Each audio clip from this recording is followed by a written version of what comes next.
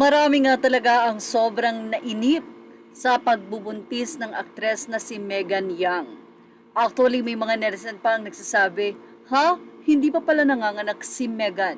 Marami talaga ang nag-aabang dahil para sa kanila, napakatagal ng pagbubuntis ni Megan Yang, which is 9 months naman talaga.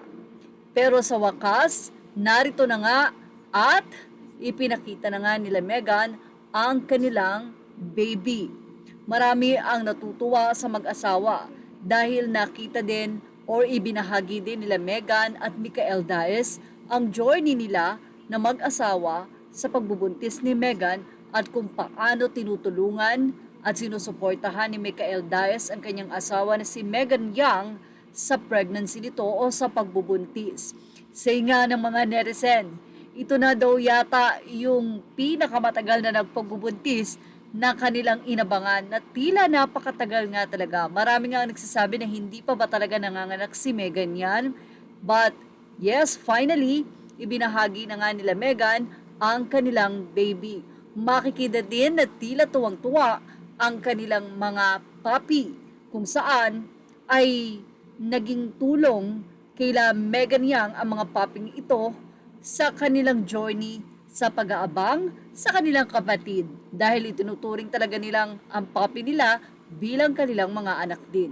But anyway, sa caption ni Megan, narito ang kanyang sinabi. Say ni Megan yan, an explosion of overwhelming emotions. New chapter unlock. Nagkaroon naman ito ng mensahe sa mga netizen mula sa artikulo ng Fashion Police.